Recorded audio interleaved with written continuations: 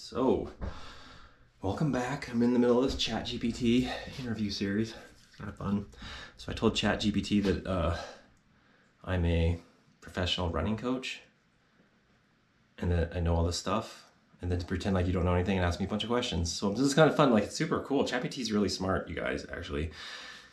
And it would be, I'm trying to trick it. I'm trying to use it as a tool to trick myself to get smarter, maybe. So these are 12 running questions, 12 running tips. What are the most important steps to take when starting an endurance training program for mountain or running sports?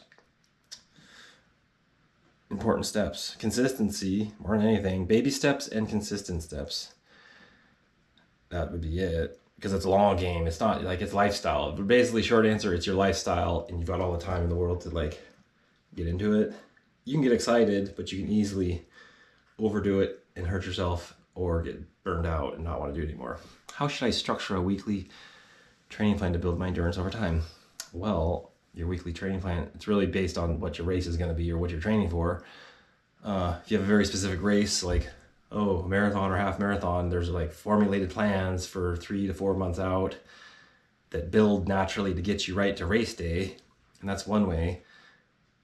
The other way is if you're not racing at all and it's just lifestyle, then it's more about just keeping it up. Like, you can just go, and I've actually swayed through both where I was doing race to race. Like, one way, like if I had a big race, like this big race that was the big one at the end of the summer, these little ones in the middle, like half marathons, would be part of the training, right? It'd just be part of your week. So like, it was just a race, but it was still, you do a mini taper, a couple day taper coming into it, but you'd still use that as like a training within the bigger, like 50-mile race or Ironman or whatever. So it really depends on what your goals are. What role does strength training play in endurance sports? How often should I include it? This is one I was pretty slow on the uptake. You need to be doing every day. I kind of just sit-ups, push-ups, basic stuff. I had been doing tons of endurance training and I actively wasn't doing any weight training because my excuse is like, oh, I'll get bulky. And I will if I'm like doing big weights, just going like crazy. But in the last year, over a year now, I've been very consistent just with the home gym, small weights. I got a little weight bench thing, but push-ups, sit-ups, kettlebell stuff.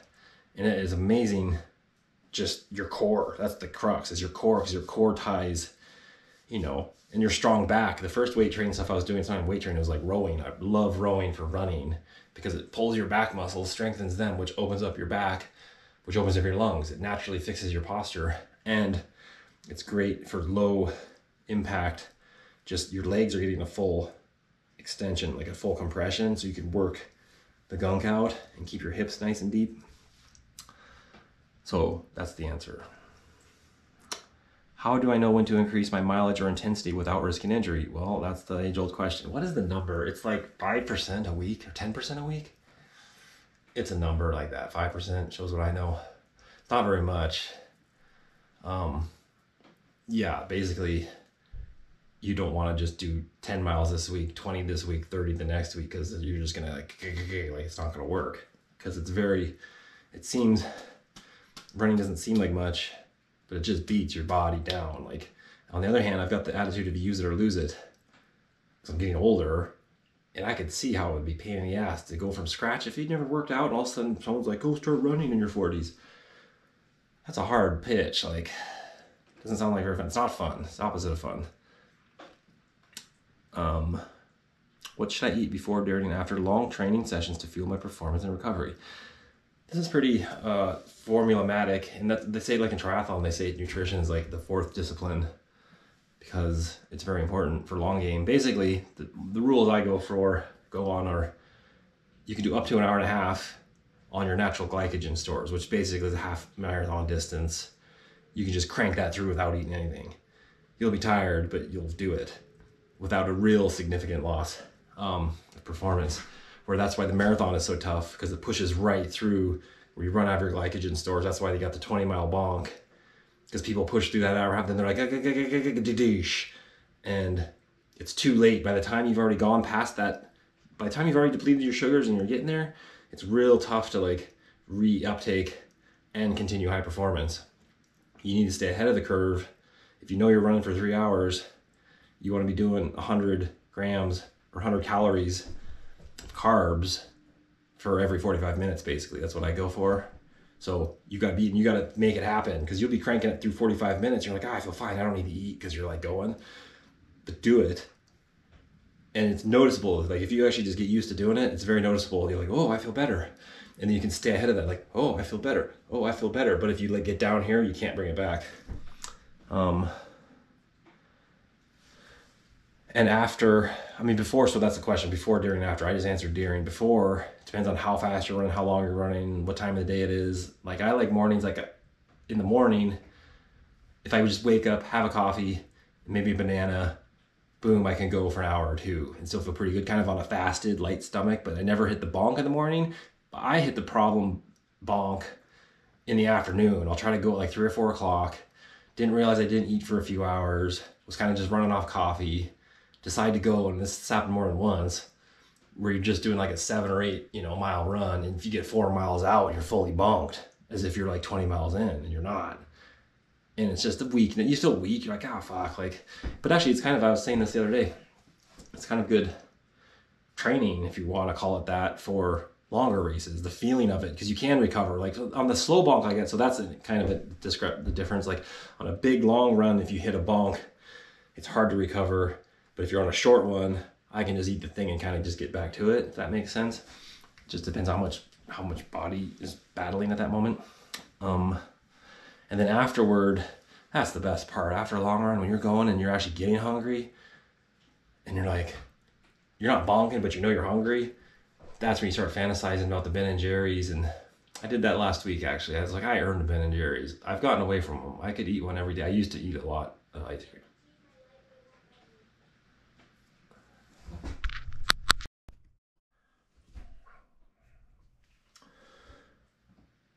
Oh, the kid was looking for me. What was I saying? After, yeah, you want to eat ice cream. You pretty much kind of eat anything, but not, you don't want to eat anything. I take that back.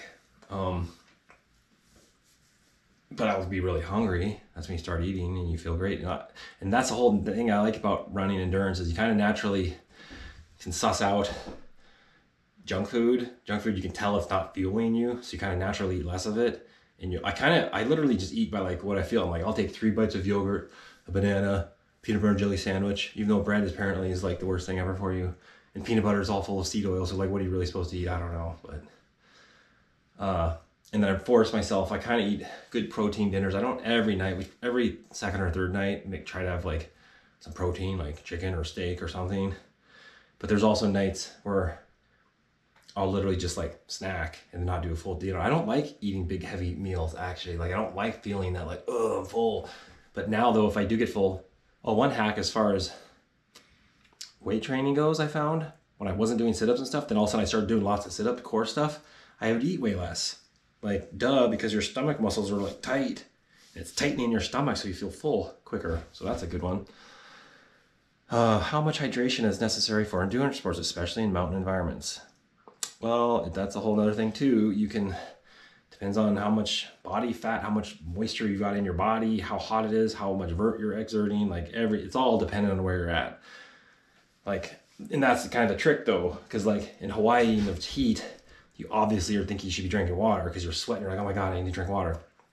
Where the cold, like climbing a mountain in Alaska, it's 0 degrees out, 5-10 degrees out. You don't realize, and even if you're dressed down so you're not sweating like you should be, you are still perspiring. You're just so cool that it's just going away and it's not making you wet. So you are losing water, so it can trick you into like being dehydrated because you don't realize it because it's not hot. But you can also, the whole key of hydration basically is like your electrolytes, because you can easily drink too much water and you deplete your salt in your system, and then your body goes into hyponatremia, which is just low salt. So that's the huge deal. And you can tell like on long game, you're like, but you start, you get the taste fatigue for stuff. You're like, oh man, I'm sick of drinking this stuff. So I'll switch it. Like I'll have like the electrolyte drink, but then you just go for a salt tab is nice because you're drinking fresh water, but you're still getting the salt. So that's good to kind of, if you're on real long things, to go back and forth. And then food actually has a bunch of stuff in it too. So trying to eat something, but then it's hard to eat something if you're dehydrated. Like it's like I don't say a trinity, it's like a quadplex of like variables to keep your system running cleanly, efficiently. What's the best way to deal with altitude when training in the mountains? I spent a lot of time in low elevation mountains. I have pretty much zero experience in high altitude. Like I went up to the top of Haleakala once in Maui, didn't like it because you just drive straight to 10,000 feet, got a headache. And then I was at the top of Kirkwood Mountain once, which is like 11,000 feet. And we were at 8 hiking, and then so you're kind of adapted. And I was like, oh yeah, here I am, it was fine. But I've only literally been to like 11,000 feet. These people go to like freaking 30,000 feet or wherever, 20,000, or Colorado's all these 14ers. My advice though, from what I've read, is you need to drink more water for the most part and be used to going slower. That's what happens. So I've been told. How do I prevent and manage common running or mountain sports injuries like shin splints or knee pain? That goes back to these other ones about not going too much, not building up too quickly. One way to prevent is to change what you're running. If you're always running on pavement, you're very limited muscle motion, so you can really overdo those steps on pavement, where if you're doing trails, it's at least changing. Your ankles are rolling over rocks and gravels and stuff, and you got ups and downs. So that's one way to prevent just overdoing it. I remember one time I was only doing a bunch of mountain vert, just up. I was just doing ups and downs, ups and downs, ups and downs. This is like 8 years ago when I started really getting into it. After my mid 30s, I had like a 5-year break where I was just doing construction, becoming a fat construction guy. And as I got back into running, I was just doing ups and downs. And I was getting the wickedest like plantar fasciitis, I guess, on the bottom, across the heel, from the bottom of my foot around my heel to my calf, because my feet were always down like this going up the mountain. And anyway, it was painful because I was doing too much of the one thing. What role does rest and recovery play in endurance training? How can I optimize it? The older I get, I am definitely 100% guilty of like overdoing it. I think back to the way I went in my like between 16 to 30, 28, it was like go, never stop. Like it's never stop. It was always training within fatigue in order to keep building. Like I have the attitude of like keep running in the fatigue, therefore you're getting better. But in retrospect, I would get sick all the time. I would have aches and pains and injuries, and I wouldn't take a day off. I just wouldn't. It's just impossible. Like I had all my work was such, it wasn't impossible. Like in the hardest season, I remember going for like 35 days in a row, would take a day off. You basically do a month. That was kind of the average. But then even off season, I would like, I mean, I think I am autistic, kind of just like go. Like, yeah, it's crazy. Anyway, so the answer to the question is rest is important. And I've gotten into it the last couple of years. I was even doing it I'm 44. I was up until a couple of years ago. I was still pushing through battling, doing fatigue and like, no, just stop and rest. It's all right to rest. Like I would come into races and not taper enough or do back-to-back races. I'll do like 3 half marathons on the row or whatever.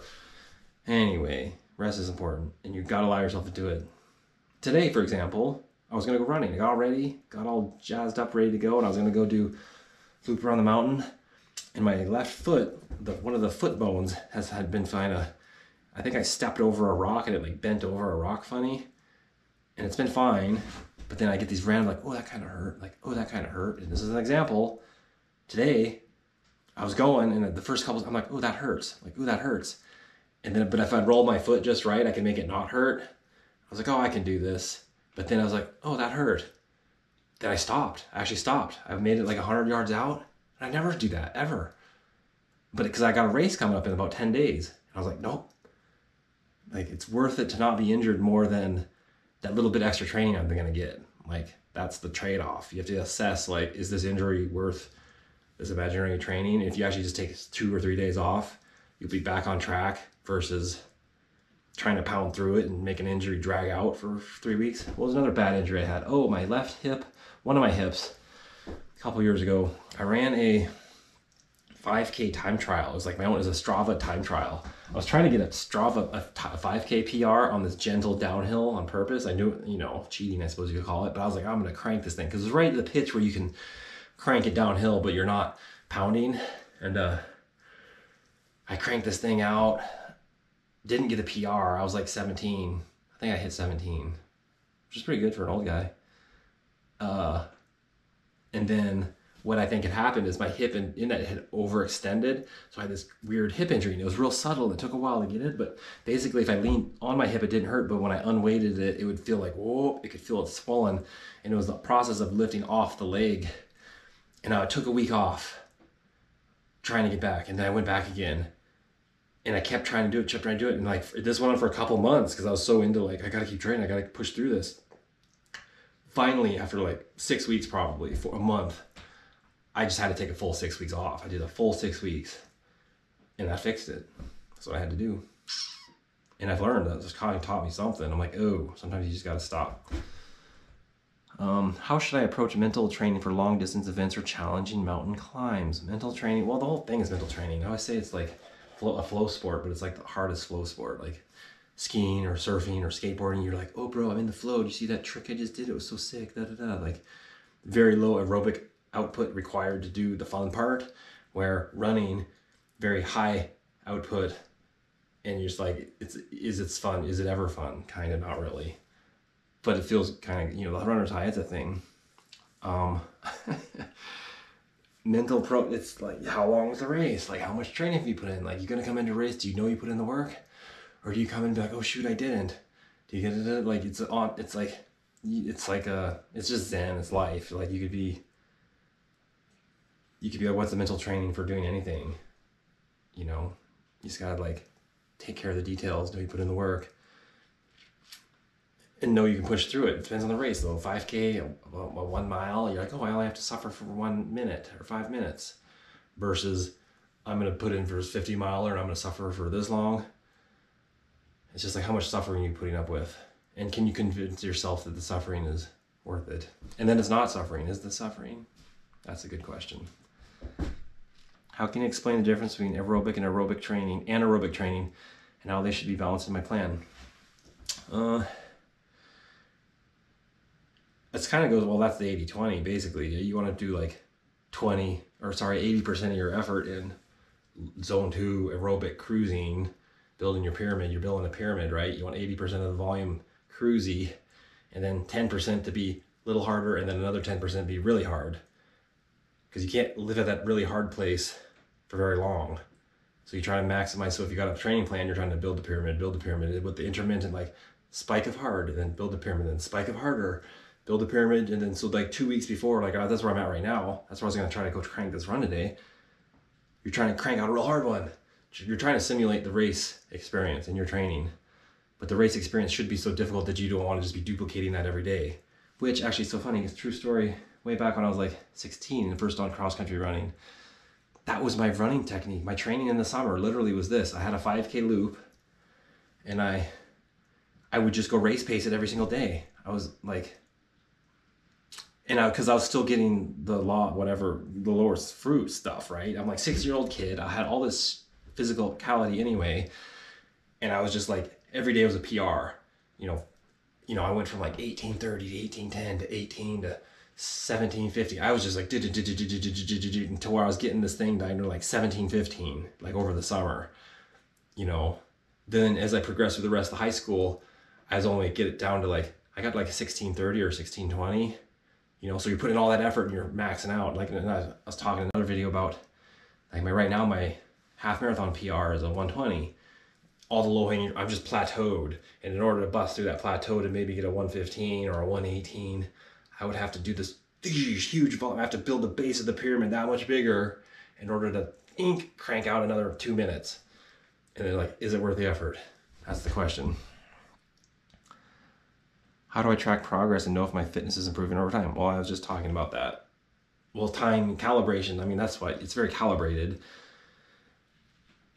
But that's it. I mean, how do I track progress? Look at Strava. Thanks for watching. I'm tired, going to bed.